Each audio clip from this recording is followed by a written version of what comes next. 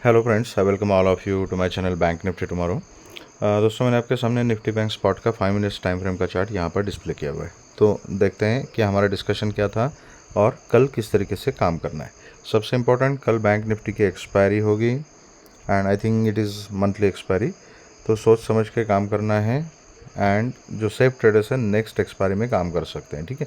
Now कुछ learning के important points मैं आपको बताता हूँ। आज मैं आपको मतलब लेवल इतना मैं इलेबोरेट नहीं करने वाला हूँ, बिकॉज लेवल सबको पता है। पिछले 2-3 दिन से हम डिस्कस कर रहे हैं and we all are aware about the levels. But exactly ऐसे लोकेशन में, ऐसे मोमेंट में किस टाइप की अपनी सोच होनी चाहिए, किस टाइप से एनालिसिस करना है and what kind of setup we should plan, ये मैं आपसे डिस्कस करने जा रहा हूँ। वो आपको हमेशा काम आएगा। ठीक है। तो बेसिकली आज मार्केट ने क्या किया ऊपर के जो लेवल्स थे, मैंने आपको क्लियरली बोला था कि डे हाई जो है वो जब ब्रेकआउट दे देगी मार्केट उसको, तभी ऊपर का मोमेंटम बन सकता है। 54-200 का लेवल जो है मार्केट ने बिल्कुल ब्रेक नहीं किया।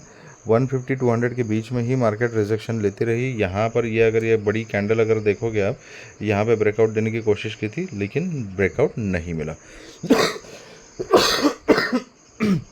सॉरी। इसका मतलब क्या बनता है नाउ, ये थोड़ा सा कंपैरेटिव एनालिसिस भी कभी कभी करना पड़ता है ना। Bank Nifty is also at all time high and Nifty is also at all time high.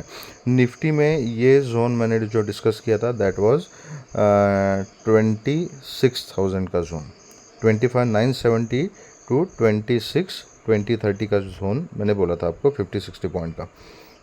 Nifty के चार्ट में हम देख लेंगे, निफ्टी ने वहीं से रिजेक्शन लिया है। ठीक है। अभी हो क्या रहा है देखो, ऐसे टाइम पे इम्पोर्टेंट क्या होता है, market is at the top. अब एग्जैक्ट टॉप है या नहीं है ये हमें नहीं पता, but it is at all time high. ठीक है। तो जब मार्केट टॉप पे होती है या बॉटम पे होती है एंड इस तरीके से व्हेन इट स्टार्ट्स कंसोलिडेटिंग, तो डेफिनेटली क्या है मार्केट में, why the chart is being prepared. Chart बन क्यों रहा है, किस लिए बन रहा है?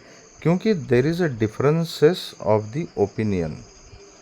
जो लोग मार्केट में काम करते हैं उसमें से कुछ लोग हैं, they are carrying the bullish bias, remaining people are carrying the bearish bias. तो डिफरेंसेस ऑफ द ओपिनियंस रहेगा ही रहेगा। एनालिसिस हर एक का अलग अलग रहेगा, उसके हिसाब से वो अपनी स्ट्रैटेजीज बनाएगा, उनका व्यू अलग रहेगा। अगर पूरी दुनिया का व्यू अगर सेम ही है तो मार्केट में प्राइस ऊपर नीचे क्यों जा रही है भाई? अगर प्राइस ऊपर नीचे जा रही है इसका मतलब है कि जब भी वो ऊपर जा रही है तो जो लोग अपना बुलिश व्यू कैरी करते हैं they are taking the price up, and जब प्राइस नीचे आ रही है तो जिनका बेरिश व्यू है they are pushing the market down. ठीक है। तो ये मिक्स व्यूज़ होते हैं, अपोजिट व्यूज़ होते हैं and that is why market is functional and इसी से ये चार्ट बनता है। अब अगर यहाँ पर मार्केट कंसोलिडेट हो रही है, ये पूरा अगर देखोगे मतलब पिछले 2 दिन से, तो ये 53,900 से लेके 54,200, ये जो 300 पॉइंट का जो जोन है ना, इसके बीच में मार्केट कंसोलिडेट हो रही है। इसका मतलब क्या है? पहला पॉइंट मैंने आपको बताया कि market is at all time high. अब कंसोलिडेशन का मतलब होता है कि एक तरीके से वहाँ पे एक्यूमुलेशन हो रहा है। तो एक्यूमुलेशन बायर्स का भी हो सकता है, सेलर्स का भी हो सकता है। ये सब पॉइंट ध्यान से सुन लेना प्लीज़, इसको फॉरवर्ड मत करना, ये ज़िंदगी भर काम आने वाली चीज़ है आपको। ठीक है। तो जब ऐसे मौके पे, जब मार्केट टॉप पे हो या बॉटम पे हो, तो किस तरीके से एनालिसिस करके अपनी स्ट्रैटेजी बनानी है ये आपको आइडिया क्लियर हो जाएगा इससे। ठीक है। तो ये एक्यूमुलेशन चल रहा है। अगर सपोज बायर्स का एक्यूमुलेशन अगर हो रहा है एंड बायर्स अगर ब्रेकआउट दिलाते हैं मार्केट को, then the market will resume the rally and it will start going up and then ऊपर के जो टारगेट्स हैं they will be open for us, right. तो इसका मतलब है कि मार्केट ने अभी तक टॉप नहीं बनाया एंड ये ब्रेकआउट देके मार्केट ऊपर जा रही है, right. As of now all time high is the top for us. अगर नीचे जाना है मार्केट को, ओके, तो उस कंडीशन में जो कंसोलिडेशन हो रहा है, जो एक्यूमुलेशन हो रहा है, वो सेलर्स का होना चाहिए। Now market is at such a crucial zone जहाँ पर बुल्स के पास भी रीज़न है ब्रेकआउट दे के ऊपर ले जाने का। हाँ, अगर उनको स्ट्रॉन्ग रीज़न मिलता है, मार्केट में स्ट्रॉन्गनेस है और कोई भी निगेटिविटी अगर इन्वायरमेंट में नहीं है, तो बुल्स के पास रीज़न है कि एक ब्रेकआउट दे दो एंड फ्रेश हाई लगा दो।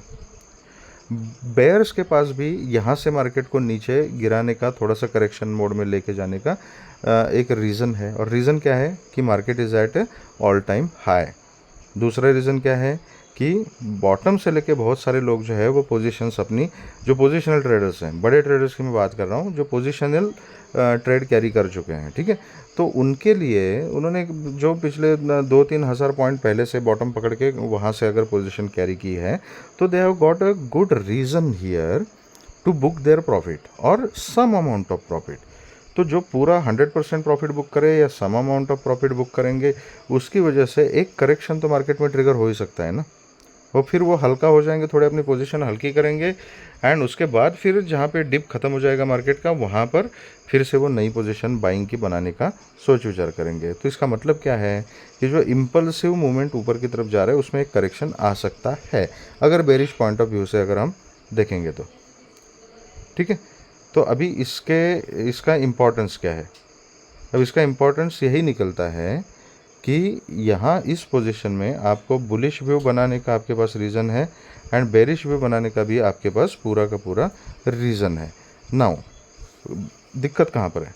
दिक्कत यह है कि सपोज़ मैं अगर बुलिश व्यू बनाता हूँ, एंड जैसा मैंने बेरिश पॉइंट ऑफ व्यू आपको एक्सप्लेन किया, उस तरीके से अगर सेलर्स एक्टिवेट हो जाते हैं या प्रॉफिट बुकिंग आ जाती है या एक टेक्निकल एंगल से मार्केट अगर करेक्शन मोड में आ जाती है, तो मेरी बुलिश पोजीशन अगर मैं लेके बैठा हूँ तो आई विल बी ट्रैप्ड।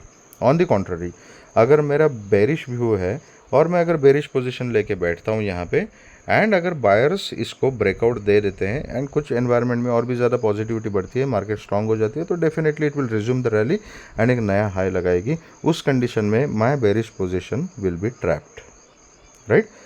तो अब काम कैसे करें? आप बोलोगे सर आप तो दोनों चीज़ें बता रहे हो, तो इसके अलावा कोई पॉसिबिलिटी है ही नहीं, इसके अलावा पॉसिबिलिटी है that is a sideways market only.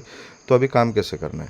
तो एक मंत्र आपको मैं बताता हूँ, that is why I told you कि मैं कोई भी लेवल्स ज़्यादा इलेबोरेट नहीं करने वाला हूँ, बट एक बेसिक चीज़ आपको बताता हूँ जो काम आएगी आपको, कि ये कंसोलिडेशन जोन आपको अभी पता है कि 53,900 से लेके 54,200 पिछले 2 दिन से मार्केट इसी जोन के बीच में है, ठीक है।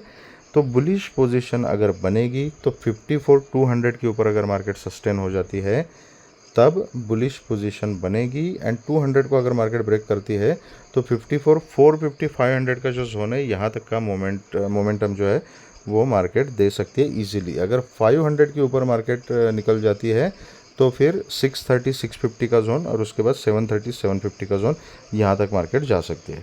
मत भूलना कि कल बैंक निफ्टी की एक्सपायरी है, एंड बैंक निफ्टी एक ऐसा इंडेक्स है जो एक ही दिन में 800, 1000, 1200, 1500 पॉइंट की मूवमेंट देने की काबिलियत रखता है, ठीक है।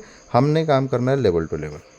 सबसे एक इम्पॉर्टेंट की आपको बताता हूँ कि जब मौका आता है, ऐसा टाइम जब आता है कि मार्केट या तो टॉप पे है, बॉटम पे है, और वहाँ पर ये एक्यूमुलेशन चल रहा है, तो एक ही चीज़ अपने दिमाग में फिक्स करनी है कि प्रीवियस डे के हाई के ऊपर अगर मार्केट निकलती है तो हमने पकड़ना है bullish view, and previous day के लो के बीच में अगर मार्केट निकलती है तो हमने पकड़ना है बेरिश व्यू।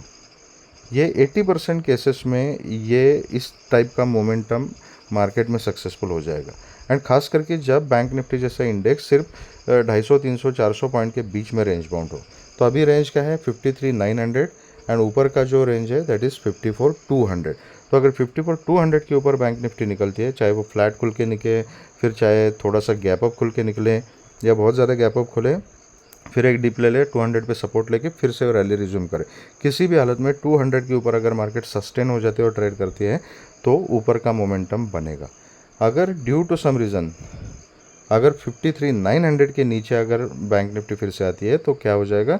इससे सेलर्स का कॉन्फिडेंस बढ़ेगा, जो ये 900 एंड 54,000 के ऊपर, 54,200, 100 के ऊपर सेलिंग पोजीशन मतलब कॉल राइट करके बैठे हुए हैं, उनका कॉन्फिडेंस बढ़ेगा, वो और ज़्यादा पोजीशंस वहाँ पे ऐड कर सकते हैं, एंड फिर मार्केट को एक रैली नीचे की तरफ ट्रिगर करके दे सकते हैं। जो 53,900 के नीचे फिर 53,700 एंड 53,500 इसके रास्ते आपको खुल जाएंगे, ठीक है।